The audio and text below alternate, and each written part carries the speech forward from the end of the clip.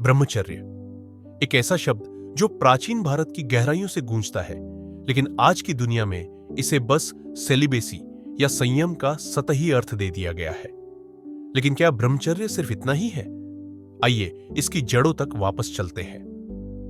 ब्रह्मचर्य दो शब्दों से बना है। ब्रह्म अर्थात दिव्यता, परम सत्य, और चर्य अर्थात आचरण या मार्ग। तो ब्रह्मचर्य का शाब्दिक अर्थ है दिव्यता के अनुरूप जीवन जीना या उच्च चेतना के मार्ग पर चलना। यह ना तो सेक्स का डर है, ना ही इनकार या दमन। यह है दिशा, नियंत्रण और ऊर्जा के रूपांतरण की कला। अपने भीतर की शक्तियों को जो जीवन रचने वाली है, बल, स्पष्टता और उद्देश्य में बदलने की प्रक्रिया है ब्रह्मचर्य। आधुनिक भाषा में कहे तो यह ऐसा है जैसे आपके भीतर परमाणु ऊर्जा हो।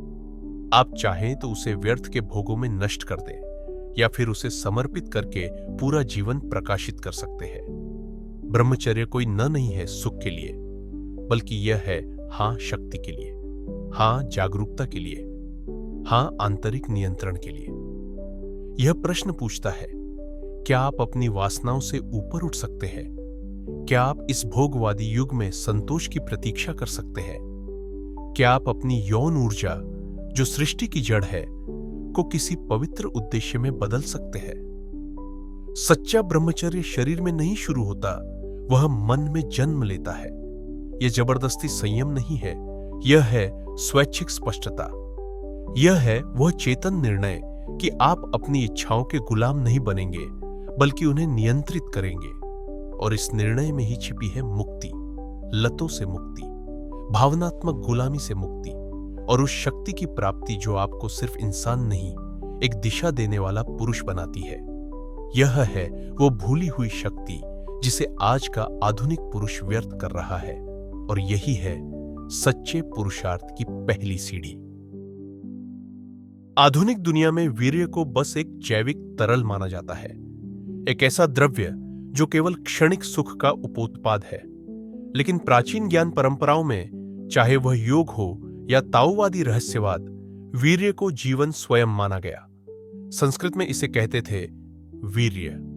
केवल एक तरल नहीं, बल्कि ऊर्जा, शक्ति और रचनात्मक क्षमता का सार। कहा जाता है कि एक बूंद वीर्य 40 बूंद रक्त के परिशोधन से बनती है। सोचिए, आपका शरीर इसे सोने से भी कीमती मानता है। प्राचीन ऋषियों के लिए वीर्य था शारीरिक, मानसिक और आध्यात्मिक विकास का कच्चा माल। लेकिन आज हमने उस पवित्र ऊर्जा को तुरंत मिलने वाले सुख के बदले बेच दिया है। स्क्रीन पर दिखने वाले कृत्रिम सुख के लिए, तेज डोपामिन की खुराक के लिए, जो कुछ पल की राहत देकर भीतर से हमें खाली छोड़ देती है। शरीर एक बैटरी है और वीर्य उस बैटरी का सबसे शक्तिशाली चार्ज है। जब इसे बार बार व्यर्थ किया जाता है तो इसके परिणाम सिर्फ थकान नहीं होते, बल्कि बहुत गहरे होते हैं। इच्छा शक्ति की कमी, दिमागी कुहासा, ब्रेन फॉग, मूड अस्थिरता, निर्णय लेने की शक्ति का पतन। क्यों? क्योंकि हर बार स्खलन के बाद डोपामिन, जो प्रेरणा का रसायन है, तेजी से गिरता है और उसके तुरंत बाद प्रोलैक्टिन का स्तर बढ़ता है, जो लाता है थकान, ग्लानि और भावनात्मक सुस्ती। इसलिए कोई आश्चर्य नहीं कि प्राचीन योद्धा, तपस्वी और विद्वान इस ऊर्जा को संरक्षित करते थे। वे जानते थे, राज्य बनाने हो, शास्त्र लिखने हो या आत्मा को साधना हो, तो चाहिए ऊर्जा बेकार की नहीं, केंद्रित और ऊर्ध्वगामी। आज विज्ञान भी धीरे धीरे इन बातों को मानने लगा है। शोध बताते हैं कि बार बार स्खलन से टेस्टोस्टेरोन घटता है, प्रेरणा कम होती है और तनाव सहने की शक्ति कमजोर हो जाती है। साधारण शब्दों में कहें तो जितना ज्यादा बहाओगे, उतना कम नेतृत्व कर पाओगे। लेकिन जब आप इस ऊर्जा को बचाते हो, जब आप ब्रह्मचर्य का अभ्यास करते हो, शर्म के कारण नहीं, बल्कि पवित्र उद्देश्य से, तो एक बदलाव शुरू होता है।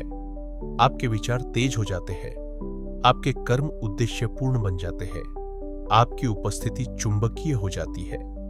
क्योंकि अब आप केवल शरीर नहीं है, आप एक ऐसी शक्ति से चार्ज हो चुके हैं जिसे प्रकृति ने सृजन के लिए बनाया था।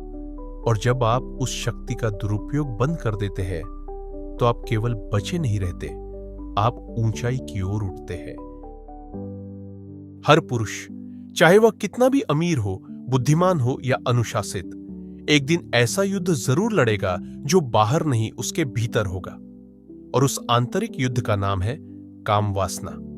पहली नजर में यह मासूम लगती है, यह तो स्वाभाविक लगती है, एक क्षणिक इच्छा, एक उड़ती हुई कल्पना। लेकिन अगर इसे अनदेखा किया जाए तो यही तात्कालिक इच्छा धीरे धीरे एक ऐसे दानव में बदल जाती है जो आपकी ऊर्जा, महत्वाकांक्षा और स्वाभिमान को निगल जाता है। यौन इच्छा बुरी नहीं है, लेकिन यह बेहद शक्तिशाली है, और शक्ति जब दिशा विहीन होती है तो विनाश बन जाती है। काम वासना केवल एक शारीरिक चाह नहीं है, यह एक मनोवैज्ञानिक जाल है। यह आपके मस्तिष्क की रिवॉर्ड प्रणाली को हाईजैक कर लेती है, जहां डोपामिन रिलीज होता है और वह एहसास एक नशे जैसा लगता है।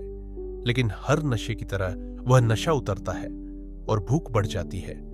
एक तस्वीर 10 बन जाती है, एक आदत बन जाती है, एक कल्पना अंततः लत में बदल जाती है। और फिर आप अब चयन नहीं कर रहे होते, आप बंध चुके होते हैं। इच्छा सुख का वादा करती है, लेकिन इसकी कीमत बहुत भारी होती है। आपका ध्यान, आपका समय, आपकी इच्छा शक्ति और अंत में आपकी आत्मा। इसीलिए ऋषियों, संतों और योद्धाओं ने कामवासना को मन का पहला शत्रु माना, क्योंकि उन्होंने सुख से नफरत नहीं की, बल्कि वे जानते थे कि जब तक आप वासना के गुलाम हैं, स्वतंत्रता असंभव है। इतिहास ऐसे पुरुषों से भरा पड़ा है जिन्होंने साम्राज्य जीत लिए पर वासना के आगे हार गए, राजा जिन्होंने अपने राज्य खो दिए, संत जो अपनी राह से भटक गए, प्रतिभाशाली लोग जिन्होंने अपनी विरासत बर्बाद कर दी। सोचिए, शक्तिशाली सामसन, जिसकी शक्ति दैवी मानी जाती थी, पर जब उसने अपना रहस्य डेलाइला को सौंप दिया, सुंदरता से मोहित होकर वो सब कुछ खो बैठा।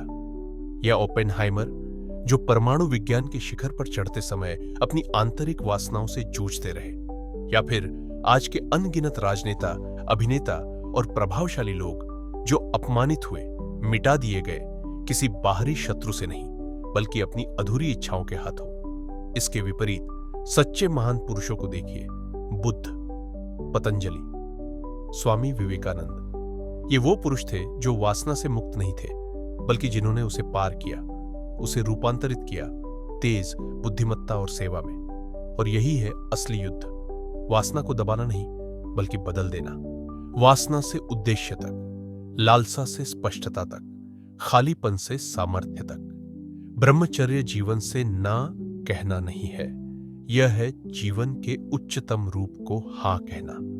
और जब आप इस आंतरिक युद्ध में विजयी होते हैं तो आप कमजोर नहीं बनते, आप अजेय बन जाते हैं।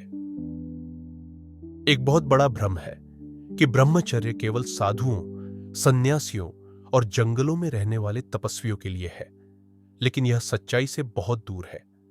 ब्रह्मचर्य पलायन नहीं है, यह गुफाओं में छिपने या स्त्रियों से डरने की बात नहीं है। यह है जीवन के युद्ध भूमि में अनुशासन का मार्ग। ब्रह्मचर्य कायरों का नहीं, योद्धाओं का रास्ता है, क्योंकि इंद्रियों को जीतना उन्हें तृप्त करने से कहीं ज्यादा शक्ति मांगता है। असल में ब्रह्मचर्य का सार एक ही बात है, मर्दानगी का मतलब है आत्मनियंत्रण। न आक्रामकता, न वर्चस्व, न वासना, बल्कि नियंत्रण। अपने मन, अपने शरीर और अपनी ऊर्जा पर अधिकार।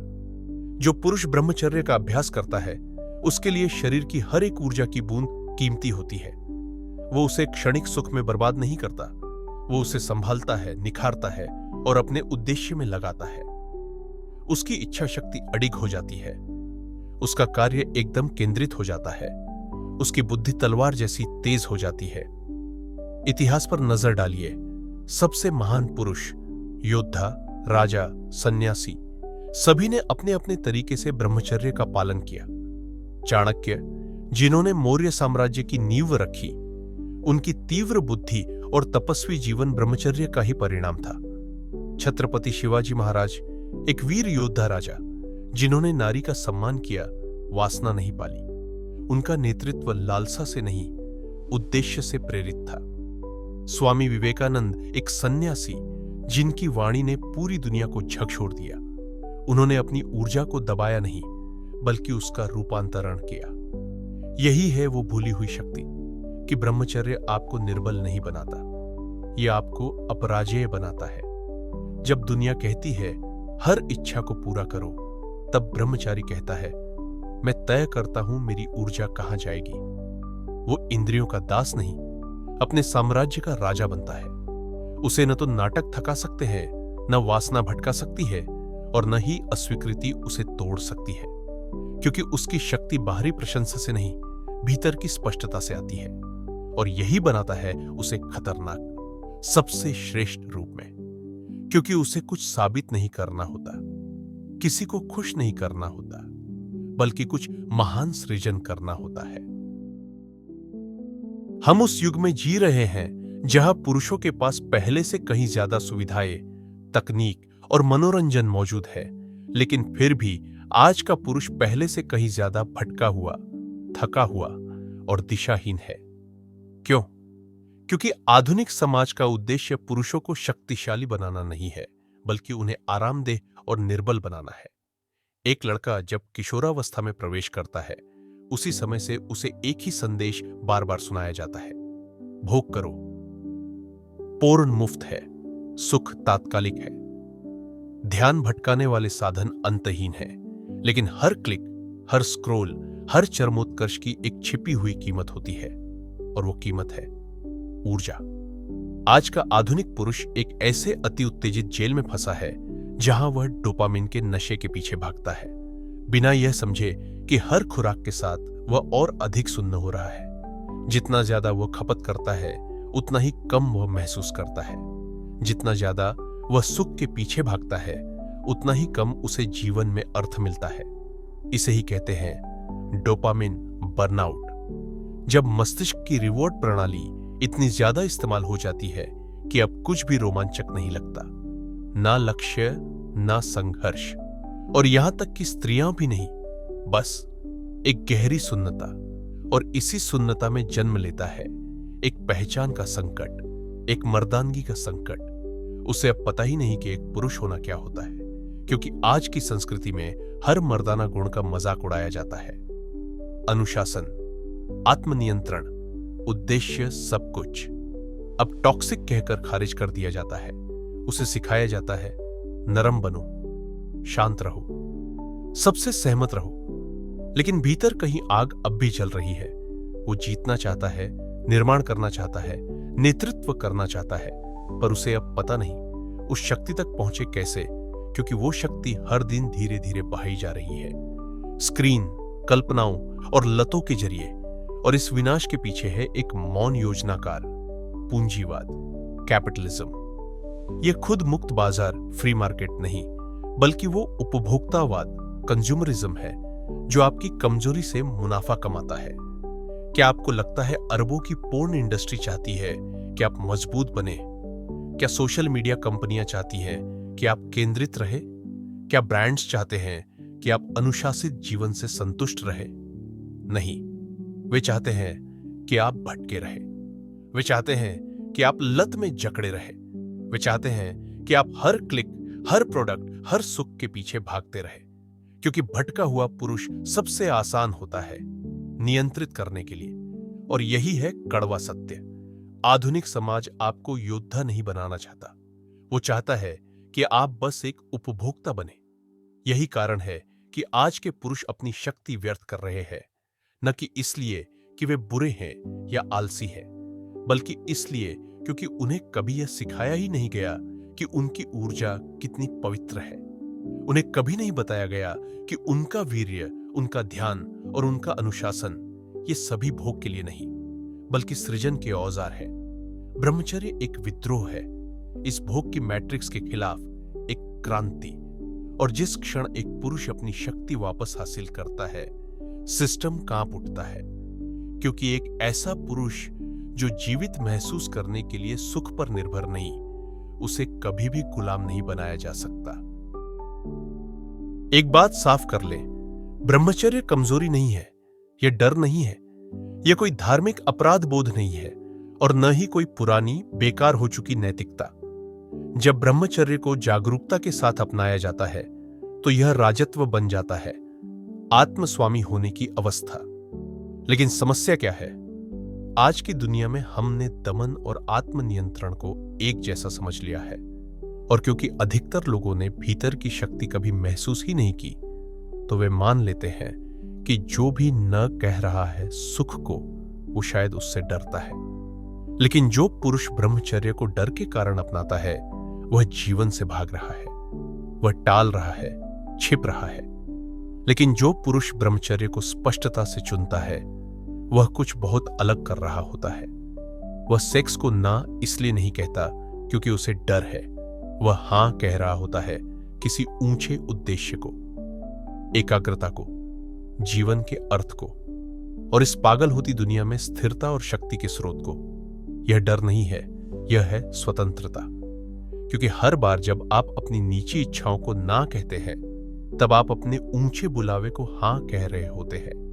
और यही वह छोटा क्षण होता है, वो आंतरिक संघर्ष जिसमें सुख और शक्ति टकराते हैं, जहां आपका चरित्र गढ़ा जाता है। आप खुद को सजा नहीं दे रहे, आप अपने सिंहासन की रक्षा कर रहे हैं। क्योंकि आपका शरीर एक मंदिर है, आपका मन एक रणभूमि है, और आपका वीर्य एक पवित्र अग्नि है।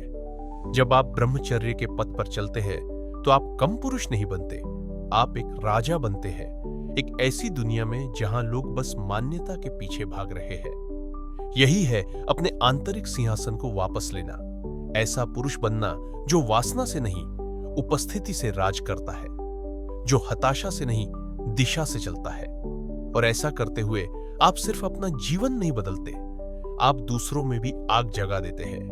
आप एक जीवित उदाहरण बनते हैं कि अनुशासन मरा नहीं है, सच्ची मर्दानगी खोई नहीं है, और पवित्रता अभी भी जीवित है।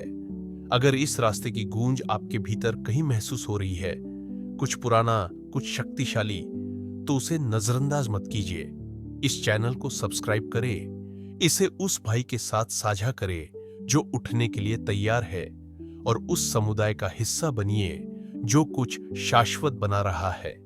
यह सिर्फ एक YouTube वीडियो नहीं है, यह एक आंदोलन है, और आपकी आत्मनियंत्रण की यात्रा यहीं से शुरू होती है।